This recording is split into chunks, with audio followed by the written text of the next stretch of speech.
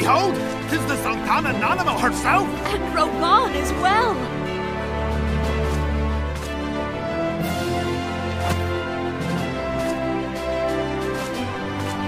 Hark you, souls of flame, drawn to the bosom of the desert, where the fire burns brightest and shall rage forevermore.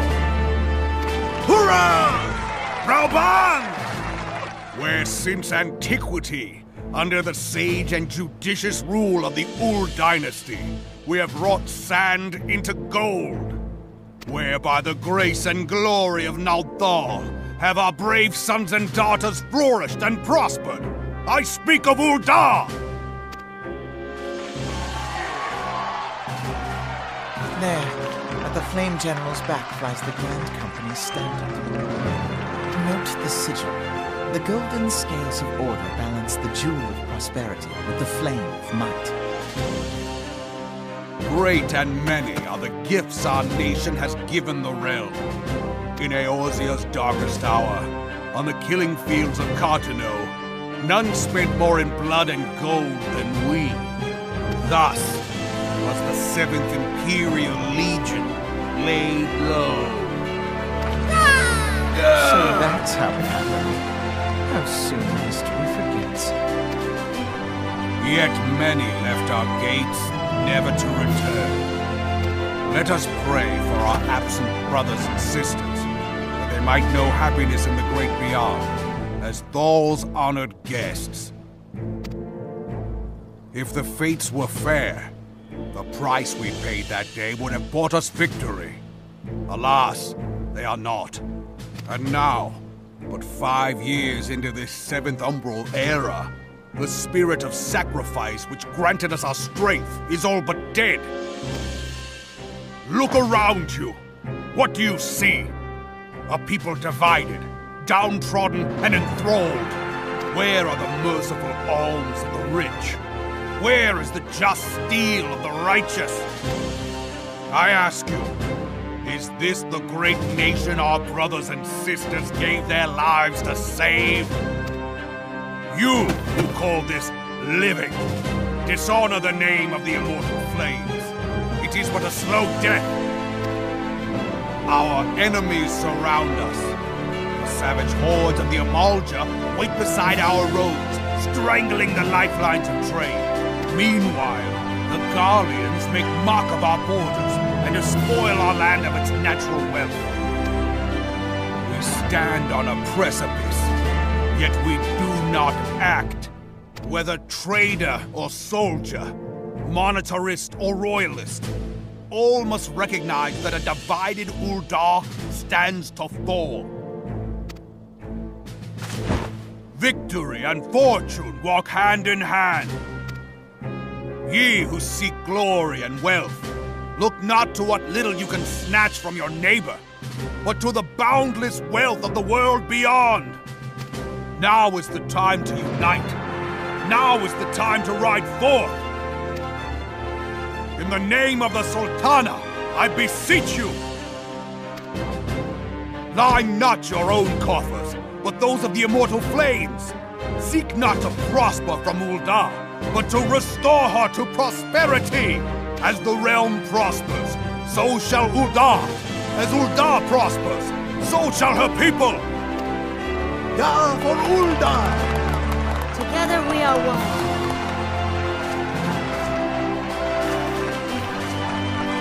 Your grace. Roban?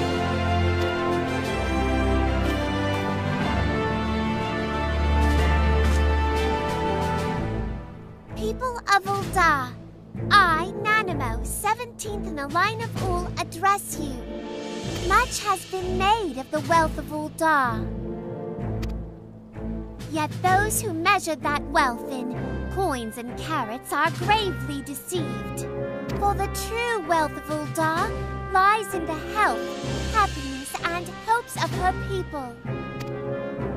Beloved subjects, I bid you raise aloft the torch of Ul'Dah, that her...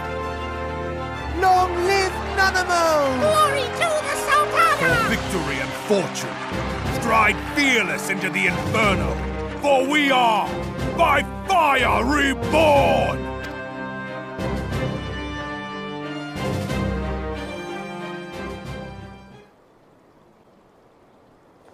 Forsooth! The time is now! I Fancy meeting you again.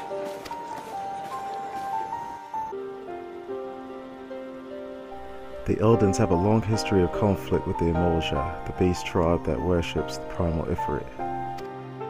Judging by your look of distaste, I take it you have encountered them. The Eldens do not shy from confrontation. If aught threatens their precious prosperity, they will seek to crush it. So have they dealt with Ifrit thus far, smothering his flames each time he is stoked to life. Yet he is but one of several problems. Though they have been quiet these past 5 years, the Gallians have not gone away. Meanwhile, refugees continue to arrive in droves, and Ul'Dah has no clear policy on how to deal with them. After all, not even the Sultanate coffers are bottomless. And even assuming that they have the coin, resources will ever be infinite. Which brings me back to the subject of Ifrit. It has been observed that the Ul'Dah are summoning him with ever-increasing frequency. Every time they do so, the Ul'Dahans send their forces to smite the primal, and though they invariably succeed, each victory is bought with blood. It is a war of attrition which they cannot well sustain. Small wonder then that the immortal flames are eager to recruit more members. At such a desperate hour, an adventure of your experience would be a most welcome addition to their ranks.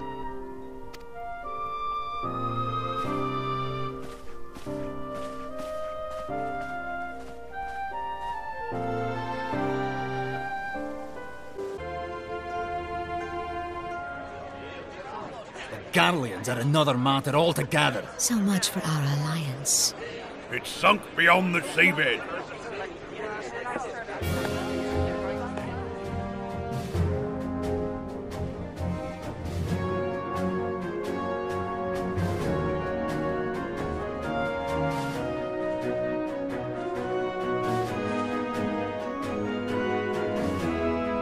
Brothers and sisters of the sea, hearken unto me. Look upon this, our mighty crimson standard, and tell me your hearts do not swell with pride. Yeah, 700 summers have come and gone since our forefathers first ran aground in this fertile bay. In that time, guided by the Mother of Oceans, Lominsa has grown from humble fishing village to uncontested ruler of the 5 seas and beyond.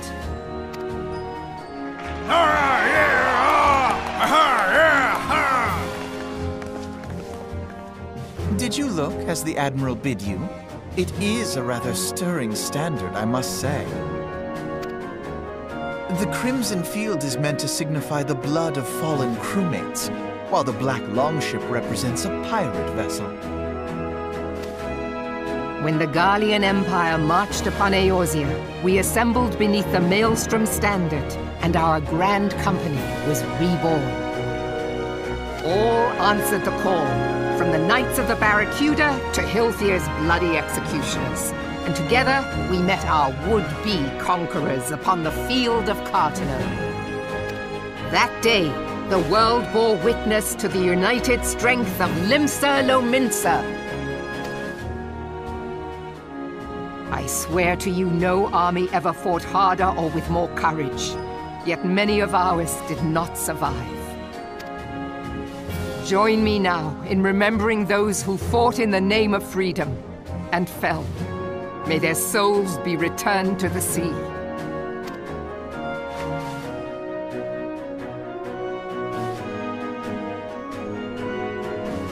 Freedom. Yes, they have always been rather fond of their freedom. Much as the beast tribes have. Small wonder. Beneath the surface, one would struggle to tell them apart. It has been 5 long years since the calamity struck. 5 long years of tireless rebuilding. Yet still the wounds of the calamity fester and weep.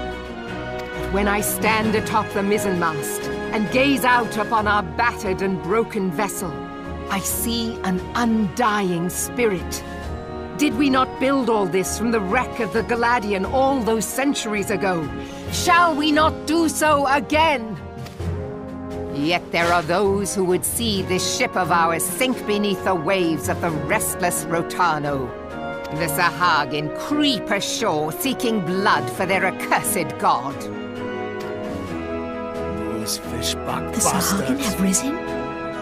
While the mines of Ogomoro spew forth kobolds who push ever south, despoiling our lands as they go.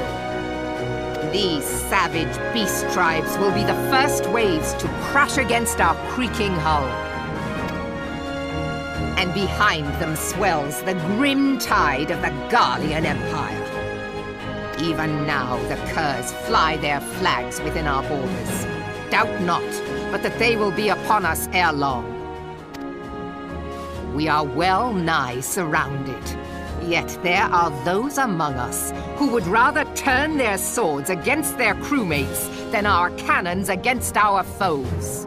How can we hope to repel our many enemies when mutiny breeds below deck?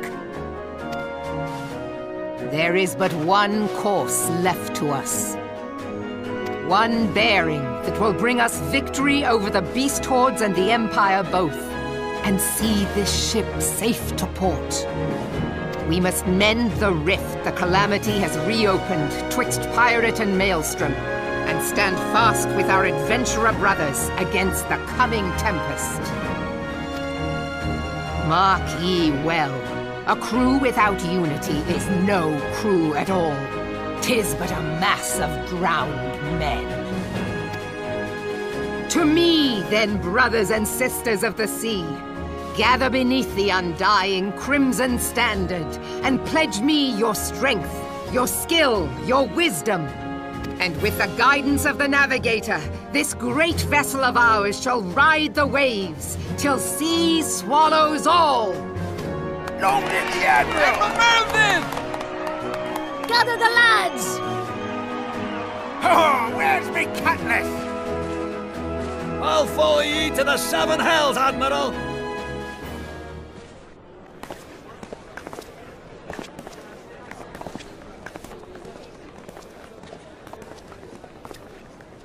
Fancy meeting you again.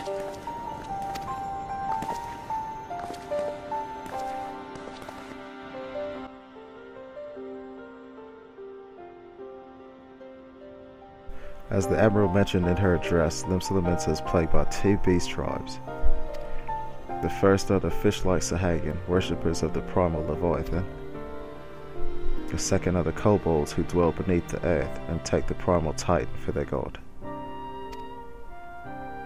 As if the beast tribe's presence weren't troublesome enough, the Garleans have also chosen to erect a fortress right in Limsa's backyard. And that is to say, not of the internal strife. As the nation of pirates, there is no end to the blood feuds between the various factions, and while they fight amongst themselves, the Garleans whet their blades and watch.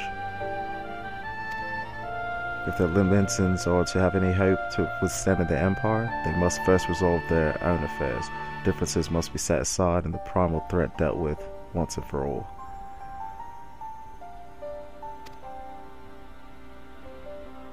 To this end, I expect that they will soon take a decisive action against the beast tribes. Mark my words, the Maelstrom Standard will be drenched in a deeper shade of crimson ere long.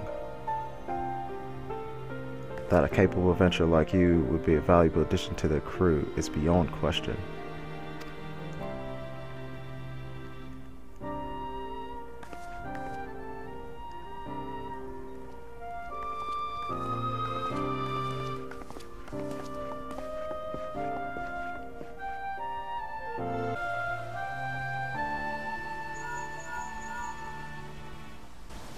Chrono, this is Miniphilia. You are well, I hope. Would I be correct in thinking that the final Remembrance service is now concluded? A moment ago, you say? What a coincidence. Jesting aside, I trust you remember our guests from the Grand Companies. Well, delighted though we are to have them here at the Waking Sands, it would not do to keep them in suspense any longer than necessary. In short, hurry back.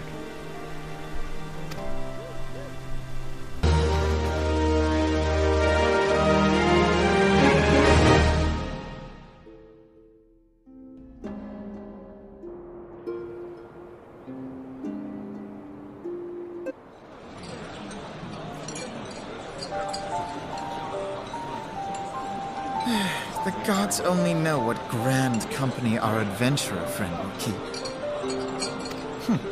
The wheels of change are in motion regardless.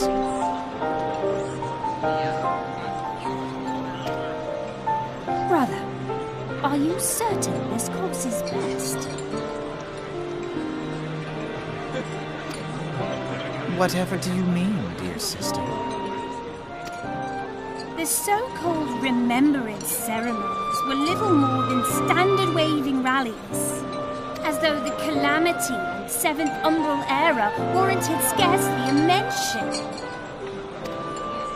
Well, of course they were standard waving rallies.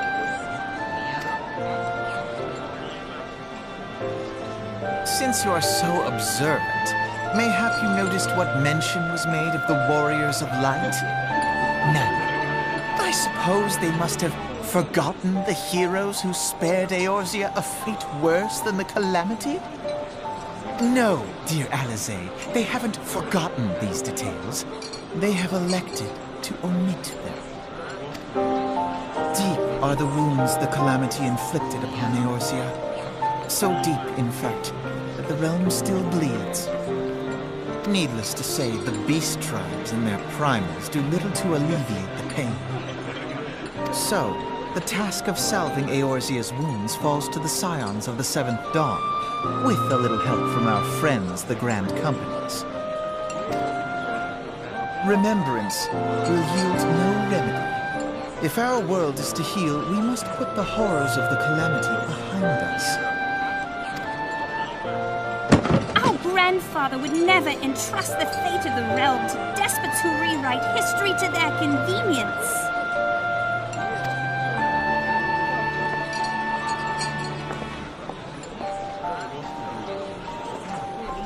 There must be another way to cure what ails this world, and I need to find it. You are most welcome to try. Our paths may differ, but our destination is the same. In time, I dare say we will see eye to eye. I should hope so. My lady! We are to escort you! Hope does not come into it. We share the burden of this fate, dear sister, and will prevail together or not at all. The salve will serve not only to close up our present wounds, but prevent old ones from opening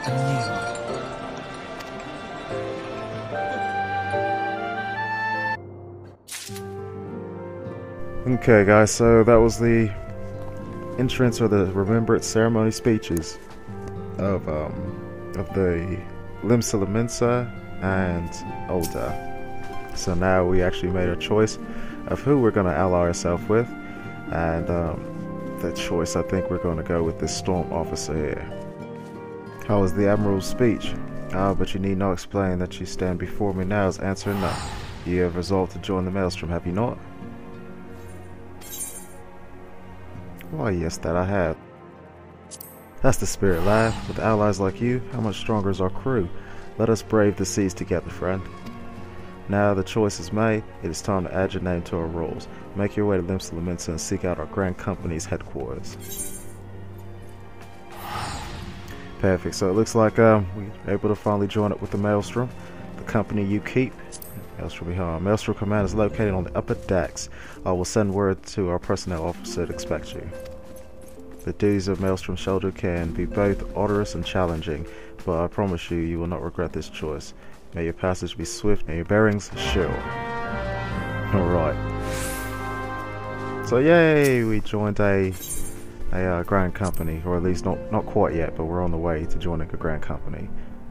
So I guess with that being said, guys, I'd like to thank you guys for watching this edition of Game Time with Final Fantasy XIV: A Realm Reborn. I know that we missed out on our intro, but pretty much we still got the overall gist of it. Got to see what all three of the Remembrance speeches were about. And next up, we're going to take off to Limsa, Lominsa and pick up with our next episode, which will actually have us joining the Grand Company. So until then, guys, we'll see you later.